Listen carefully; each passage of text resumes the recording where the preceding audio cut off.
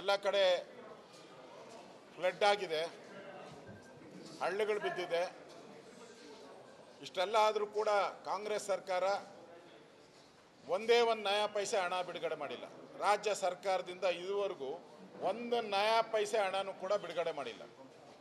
ಮುಖ್ಯಮಂತ್ರಿಗಳು ಹೋಗಿ photo show ಮಾಡಿಬಿಟ್ರೆ ಬೇರೆ ಏನೂ ಇಲ್ಲಿ ಕೆಲಸ ಆಗ್ತಾ ಇಲ್ಲ. ಕಮಿಷನರ್ ಅವರು ಎಲ್ಲ ಮಾಡಿದಿರಿ ಅಂಥೇಳಿ ಒಂದು ತಿಂಗಳಿಂದನೇ ನಾನು ಪತ್ರಿಕಾ ಹೇಳಿಕೆಯನ್ನು ನೋಡಿದೆ. ನಾನು ಎಲ್ಲ ತಯಾರಿ ಮಾಡಿದಿರಿ, ಮಳೆ ಬಂದರೆ ಏನೇನಾಗಬೇಕು, ಯಾವ ರೀತಿ ನಮ್ಮ ಸಿದ್ಧತೆ ಇದೆ, ಯಾವ ರೀತಿ ಟೀಮ್ ಮಾಡಿದಿರಿ ಅಂತ ಎಲ್ಲ ಹೇಳಿದ್ರು. ಇಷ್ಟಾದ್ಮೇಲೂ ಕೂಡ ಮುಖ್ಯಮಂತ್ರಿಗಳು ಯಾಕೆ ಸ್ಥಳಕ್ಕೆ ಭೇಟಿ ಮಾಡಬೇಕಾಯಿತು? ಎಲ್ಲ ಮಾಡಿದ್ರೆ ಕಾರ್ಪೊರೇಷನ್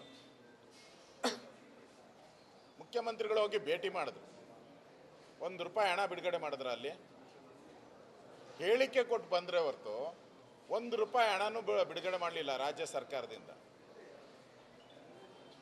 ಅಂದರೆ ರಾಜ್ಯ ಸರ್ಕಾರ ಪಾಪರ್ ಆಗಿದೆಯಾ? ಹಂಗಾರೆ ಹಿಂದೆ ಯಡಿಯೂರಪ್ಪನವರಾಗಲಿ ಬೊಮ್ಮಾಯಿ ಅವರಾಗಲಿ ಬೆಂಗಳೂರು ಮಹಾನಗರ ಪಾಲಿಕೆಗೆ ಯಡಿಯೂರಪ್ಪನವರು ಆ ಕಾಲದಲ್ಲಿ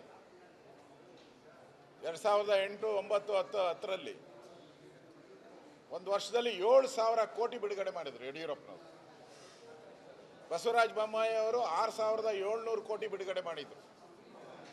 ಏನೋ ರಾಜ್ಯ ಸರ್ಕಾರದಿಂದ ವಿಶೇಷ ಅನುದಾನ ಕಾಂಗ್ರೆಸ್ಸಿನ ಯೋಗ್ಯತೆಗೆ ಎಷ್ಟು ಬಿಡುಗಡೆ ಮಾಡಿದ್ದಾರೆ ಅಂತ ಹೇಳಬೇಕು. ಈಗ ಅಲ್ಲಿ ಹೋಗಿ ಫ್ಲಡ್ ಆಗಿತ್ತು, ರಾಜ್ಯ ಸರ್ಕಾರ ಈ ಒಂದು ಕಾಲುವೆ ರಾಜಕಾಲುವೆಯನ್ನು ಸರಿ ಮಾಡೋಕ್ಕೆ ನಾವಿಷ್ಟು ಬಿಡುಗಡೆ ಮಾಡಿದ್ದೀವಿ. ಪಾಟೋಲ್ ಆಗಿದೆ, ಲಕ್ಷಾಂತರ ಪಾಟೋಲ್ ಆಗಿದೆ. ನಡಿ ಈಗ ಶುರು ಮಾಡೋಣ. ಕೇಸರಿಯಿಂದ ಮನೋಲ್ಲಾಸ ಮನಸ್ಸು ಮತ್ತೇರಿ ಕುಣಿದಾಡಿದೆ ನೋಡು, ಮನಸ್ಸು ಮತ್ತೇರಿ ಕುಣಿದಾಡಿದೆ ನೋಡು. ಕ್ಷಣ ಕ್ಷಣವೂ ಆಚರಿಸಿ ಕೇಸರಿ ಹಬ್ಬ. ವಿಮಲ್ ಬಾಯಲ್ಲಿ ಹೇಳಿ ಕೇಸರಿ. ಕಾರ್ಪೊರೇಷನ್ನಲ್ಲಿ ಬಿಲ್ ಕೊಡಬೇಕಾದ್ರೆ ನಿಮಗೆ ನೋಡಿದ್ದೀರಾ, ಆತ್ಮಹತ್ಯೆ ಮಾಡ್ಕೊಂಡು ಸ್ಟೇಜ್ಗೆ ಹೋಗಿದ್ರು ಕಾಂಟ್ರಾಕ್ಟರ್ಗಳು, ವಿಷ ಕುಡಿದಿದ್ರು, ಕಮಿಷನ್ ಆಪಾದನೆ ಮಾಡಿದ್ರು. ರಾಜ್ಯ ಅಂದರೆ ಕಾರ್ಪೊರೇಷನ್ನಲ್ಲಿ ಕಾಂಟ್ರಾಕ್ಟರ್ಗೆ ಬಿಲ್ ಕೊಡೋಕ್ಕೂ ಹಣ ಇಲ್ಲ, ಮೊನ್ನೆನೂ ಹೇಳಿದ್ದಾರೆ. ಈ ಸ್ಥಿತಿಯಲ್ಲಿ ರಾಜ್ಯ ಸರ್ಕಾರದ ಪಾತ್ರ ಏನು? ರಾಜ್ಯ ಸರ್ಕಾರ ಎಷ್ಟು ಹಣ ಬಿಡುಗಡೆ ಮಾಡುತ್ತೆ? ಯಾವಾಗ ಪಾಟೋಲ್ ಮುಚ್ಚುತ್ತೀರ? ಅಂತಾರಾಷ್ಟ್ರೀಯ ಮಟ್ಟದಲ್ಲಿ ಇವತ್ತು ಬೆಂಗಳೂರಿನ ಮಾನ ಮರ್ಯಾದೆ ಹರಾಜಾಗಿದೆ ಕುಡಿಯೋ ನೀರು ವಿಚಾರವಾಗಿ. ಅಮೇರಿಕಾದ ಪತ್ರಿಕೆಗಳು ಬಂದಿದೆ, ಕೇರಳದ ರಾಜ್ಯ ಸರ್ಕಾರ ಇಲ್ಲೇನು ನೀರೇ ಇಲ್ಲ ಬನ್ನಿ ಕೇರಳಕ್ಕೆ ಅಂತ ಬಂದು ಅಂತಾರಾಷ್ಟ್ರೀಯ ಮಟ್ಟದಲ್ಲೂ ಕೂಡ ಬೆಂಗಳೂರಿನ ಮಾನ ಮರ್ಯಾದೆ ಹರಾಜಾಗಿದೆ. ಇಲ್ಲಿ ನೋಡಿದ್ರೆ ಬ್ರ್ಯಾಂಡ್ ಬೆಂಗಳೂರು ಮಾಡ್ತೀನಿ ಅಂದರು. ನಾನು ಬೊಮ್ಮಾಯರಿದ್ದಾಗ ಸುಮಾರು 6,700 ಕೋಟಿ ಬಿಡುಗಡೆ ಮಾಡಿದ್ರು ಒಂದೇ ವರ್ಷದಲ್ಲಿ. ಸ್ಪೆಷಲ್ ಅನುದಾನ, ವಿಶೇಷ ಬ್ರ್ಯಾಂಡ್ ಮಾಡ್ತೀನಿ ಅಂತೇಳಿ ಎಷ್ಟು ಹಣ ಬಿಡುಗಡೆ ಮಾಡಿದ್ದೀರಾ? ಬ್ರ್ಯಾಂಡ್ ಬೆಂಗಳೂರು ಹೆಸರಲ್ಲಿ ನೀವು ಅನೌನ್ಸ್ ಮಾಡಿದ್ರಲ್ಲ, ಕರ್ನಾಟಕ ಸರ್ಕಾರ ಬ್ರ್ಯಾಂಡ್ ಬೆಂಗಳೂರು ಹೆಸರಲ್ಲಿ ಅನೌನ್ಸ್ ಮಾಡಿದ್ರಿ, ಬ್ರ್ಯಾಂಡ್ ಬೆಂಗಳೂರು ಮಾಡ್ತೀರಿ ಅಂತ. ಯಡಿಯೂರಪ್ಪನವರು ಬ್ರ್ಯಾಂಡ್ ಬೆಂಗಳೂರು ಅಂತ ಮಾಡ್ತೀರಿ ಅಂತ ಹೆಸರು ಹೇಳದೆ 7,000 ಕೋಟಿ ಬಿಡುಗಡೆ ಮಾಡಿದ್ರು. ಬೊಮ್ಮಾಯಿಯವರು ಬ್ರ್ಯಾಂಡ್ ಬೆಂಗಳೂರು ಮಾಡ್ತೀನಿ ಅಂತ ಹೆಸರು ಹೇಳ್ದೇನೆ 6,700 ಕೋಟಿ ಬಿಡುಗಡೆ ಮಾಡಿದ್ರು. ಅಂದರೆ ನಮಗೇನು ಇದ್ರದ್ದು ಕ್ರೆಡಿಟ್ ಬೇಡ, ಬೆಂಗಳೂರಿಗೆ ಒಳ್ಳೇದಾಗಲಿ ಅನ್ನೋ ದೃಷ್ಟಿಯಿಂದ ಅದೇನೋ ಹೇಳ್ತಾರಲ್ಲ, ದಾನ ಮಾಡೋವಾಗ ಈ ಕೈ ಕೊಟ್ಟು ಗೊತ್ತಾದರೆ ಎಡಗೈ ಗೊತ್ತಾದರೆ ಬಲಗೈ ಕೊಡ್ತಾಗಬಾರ್ದು ಅಂತ ಪ್ರಚಾರ ಇಲ್ಲದೆ ಮಾಡಿದ್ರು. ನೀವು ಪ್ರಚಾರ ಮಾಡಿ ಎಷ್ಟು ಹಣ ಬಿಡುಗಡೆ ಮಾಡಿದ್ದೀರಾ ಲೆಕ್ಕ ಕೊಡಿ, ಲೆಕ್ಕ ಕೊಡಿ. ಕಾಂಗ್ರೆಸ್ ಅವರೇ ಎಷ್ಟು ಹಣ ಬಿಡುಗಡೆ ಮಾಡಿದ್ದೀರಾ ಬ್ರ್ಯಾಂಡ್ ಬೆಂಗಳೂರಿಗೆ ಕಳೆದ 1 ವರ್ಷದಲ್ಲಿ? ನೀವು ಅನೌನ್ಸ್ ಮಾಡಿ 1 ವರ್ಷ ಆಯಿತು. ಪಾಟೋಲ್ನ ಯಾವಾಗ ಮುಚ್ತೀರಾ? ಬಿದ್ದಿರೋ ಕಸ ರಾಶಿ ರಾಶಿ ಕಸ ಬಿದ್ದಿದೆ, ರಸ್ತೆಗಳು ಡೆಬ್ರಿಸ್ಗಳು ಬಿದ್ದಿದೆ. ಕಳೆದ ಒಂದು ವರ್ಷದಲ್ಲಿ ಬಿಲ್ಲೇ ಕೊಟ್ಟಿಲ್ಲ ಅಂತೇಳಿ ಕಾಂಟ್ರಾಕ್ಟ್ರುಗಳು ಇನ್ನೂ ಒದ್ದಾಡ್ತಾ ಇದ್ದಾರೆ. ಇನ್ನು ನಮ್ಗೆ ಜನವರಿ ಬಿಲ್ಲೇ ಬಂದಿಲ್ಲ ಅಂತ ಹೇಳ್ತಾ ಇದ್ದಾರೆ. ನನಗೆ ಗೊತ್ತಿರೋ ಪ್ರಕಾರ ಕಸ ತೆಗೆಯೋರು ಜನವರಿ ಬಿಲ್ಲೇ ನಮ್ಗೆ ಇನ್ನೂ ಸಿಕ್ಕಿಲ್ಲ ಅಂತ ಹೇಳ್ತಾ ಇದ್ದಾರೆ. ಸತ್ಯನೋ ನಿಜನೋ ಹೇಳಿ. ಇಷ್ಟು ಮೋಸ ಮಾಡಿರೋ ಅಂತ ಲೆಕ್ಕ ಕೇಳಿದ್ರು. ಕರ್ನಾಟಕದ ತೆರಿಗೆ ನಮ್ಮ ತೆರಿಗೆ ನಮ್ಮ ಹಕ್ಕು. ಕರ್ನಾಟಕದ ತೆರಿಗೆ ನಮ್ಮ ಹಕ್ಕು. ಈಗ ಬೆಂಗಳೂರು ಜನ ಕೇಳ್ತಾ ಇದ್ದಾರೆ, ಬೆಂಗಳೂರಿನ ತೆರಿಗೆ ನಮ್ಮ ತೆರಿಗೆ ನಮ್ಮ ಹಕ್ಕು, ನಮ್ಮ ರಸ್ತೆ ನಮ್ಮ ತೆರಿಗೆ. ಕರ್ನಾಟಕದ ಜನ ರೋಡ್ ಟ್ಯಾಕ್ಸ್ ಎಷ್ಟು ಕಟ್ತಾರೆ? RTOಗೆ ಇನ್ಕಮ್ ಟ್ಯಾಕ್ಸ್ ಎಷ್ಟು ಕಟ್ತಾರೆ? ಸೇಲ್ ಟ್ಯಾಕ್ಸ್ ಎಷ್ಟು ಕಟ್ತಾರೆ? ಕಾರ್ಪೊರೇಷನ್ ಟ್ಯಾಕ್ಸ್ ಎಷ್ಟು ಕಟ್ತಾರೆ? ಎಲ್ಲ ನನಗಿರುವಂಥ ಮಾಹಿತಿ ಪ್ರಕಾರ ಕರ್ನಾಟಕದ ಬಡ್ಜೆಟಿನ 60% ಕಟ್ತಾರೆ.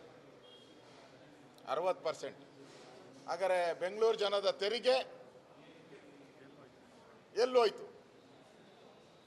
ಬೆಂಗಳೂರು ಜನ ಕೇಳ್ತಾ ಇದ್ದಾರೆ, ನಮ್ಮ ತೆರಿಗೆ ನಮ್ಮ ಹಕ್ಕು. ಕಾಂಗ್ರೆಸ್ ಅವರೇ ಉತ್ತರ ಕೊಡಿ. ಬಿದ್ದಿರೋ ಪಾಟೋಲ್ಗೆ ಯಾರು ಬಲಿಪಶು? ಇಷ್ಟು ತೆರಿಗೆ ಕಟ್ಟಿದ ಮೇಲೂ ಬಿದ್ದಿರೋಂಥ ಪಾಟೋಲ್ಗೆ ಯಾರು ಕಾರಣಕರ್ತರು? ಬ್ರ್ಯಾಂಡ್ ಬೆಂಗಳೂರು ಎಲ್ಲೋಯ್ತು? ಇದೆಯಾ ಬ್ರ್ಯಾಂಡ್ ಬೆಂಗಳೂರು ಇದೆಯಾ ಸತ್ತೋಗಿದೆಯಾ? ಬ್ರ್ಯಾಂಡ್ ಬೆಂಗಳೂರು ಇದೆಯಾ ಸತ್ತೋಗಿದೆಯಾ? ಸರ್ಕಾರ ಸ್ಪಷ್ಟವಾಗಿ ಹೇಳಬೇಕು. ಇಲ್ಲ ನಾವು ಆ ಸ್ಕೀಮನ್ನ ಬಿಟ್ಬಿಟ್ಟಿದ್ದೀರಿ ಆಗಲ್ಲ ಅಂತಾದರೂ ಹೇಳಬೇಕು. ಎಲ್ಲಿದೆ ಬ್ರ್ಯಾಂಡ್ ಬೆಂಗಳೂರು ಅನ್ನೋದನ್ನು ಹೇಳಬೇಕು. ಎಷ್ಟು ಹಣ ಬಿಡುಗಡೆ ಮಾಡಿದೆ ಹೇಳಬೇಕು. ಇದರ ವಿರುದ್ಧವಾಗಿ BJP ದೊಡ್ಡ ಹೋರಾಟವನ್ನು ನಾವು ಮಾಡ್ತೀರಿ.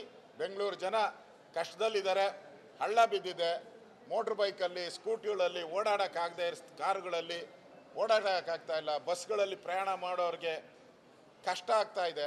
ಹಳ್ಳ ಕೊಳ್ಳಗಳು ಬಿದ್ದು ಇನ್ನೂ ಜಾಸ್ತಿ ಬೀಳ್ತಾ ಇದೆ, ಹಳ್ಳಗಳು ಆಗ್ತಾ ಇಲ್ಲ.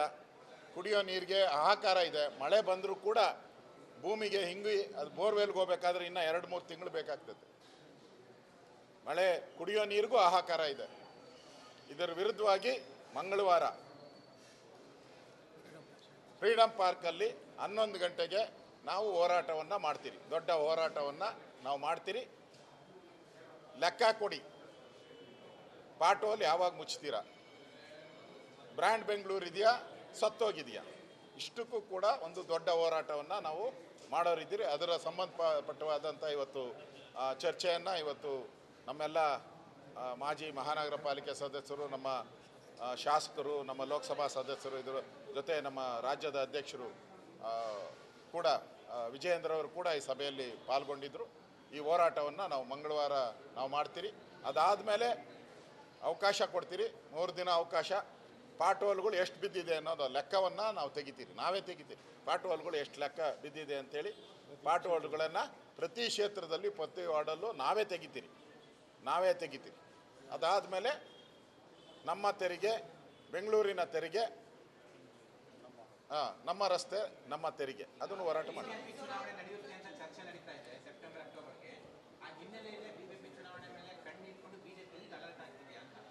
ನಮಗೇನೋ ಕಾಂಗ್ರೆಸ್ಸಿನ ಮೇಲೆ ನಂಬಿಕೆನೇ ಇಲ್ಲ. ಮುಖ್ಯಮಂತ್ರಿಗಳು ಹೇಳಿದಾರಲ್ಲ, ಲೋಕಸಭಾ ಚುನಾವಣೆ ಆಗಲಿ, ಮತ್ತೆ ಮೋದಿ ಪ್ರಧಾನಮಂತ್ರಿ ಆಗ್ತಾರೋ ಇಲ್ಲೋ ನೋಡ್ಕೊಂಡು ಮಾಡೋರು ಅವರು. ಅವ್ರದ್ದೆಲ್ಲ ಎಲೆಕ್ಷನ್ ತೀರ್ಮಾನ ಮೋದಿ ಪ್ರಧಾನಮಂತ್ರಿ ಆಗ್ತಾರೋ ಇಲ್ಲೋ ಅನ್ನೋದ್ರ ಮೇಲೆ ಅವ್ರದ್ದು ತೀರ್ಮಾನ. ಅದಕ್ಕೆ ನಾವು ಅದನ್ನೇನು ತಲೆ ಕೆಡ್ಸ್ಕೊಳಲ್ಲ. ಪಾರ್ಲಿಮೆಂಟ್ ಚುನಾವಣೆ ಆಯಿತು, ನಮ್ಮ ಹೋರಾಟವನ್ನು ನಾವು ಪ್ರಾರಂಭವನ್ನು ನಾವು ಮಾಡ್ತೀವಿ.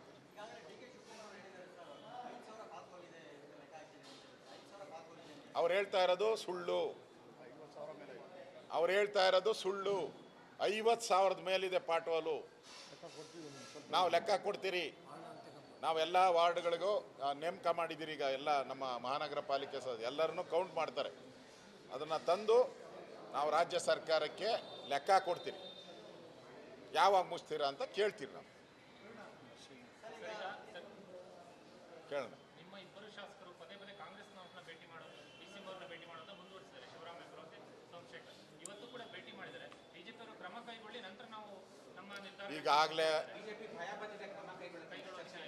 ಯಾಕೆ BJP ವಿಳಂಬ ಮಾಡ್ತಿದೆ? ನೋಡಿ, ಈಗಾಗಲೇ ಅವ್ರಿಗೆಲ್ಲ ನೋಟಿಸು ಎಲ್ಲ ಸರ್ವ್ ಆಗಿದೆ. ಪಾರ್ಲಿಮೆಂಟ್ ಚುನಾವಣೆ ನಡೀತಾ ಇದೆ. MLA ಇರೋದ್ರಿಂದ ಕೇಂದ್ರದ ಪಕ್ಷ ಕ್ರಮ ತೆಗೆದುಕೊಳ್ಬೇಕು. ನಮ್ಮ MLA ಆದರೆ ಅದೆಲ್ಲ ಕ್ರಮ ತೆಗೆದುಕೊಳ್ಳೋದು ನಮ್ಮ ರಾಷ್ಟ್ರೀಯ ಅಧ್ಯಕ್ಷರಿಗೆ ಸಂಬಂಧಪಟ್ಟಿದ್ದು.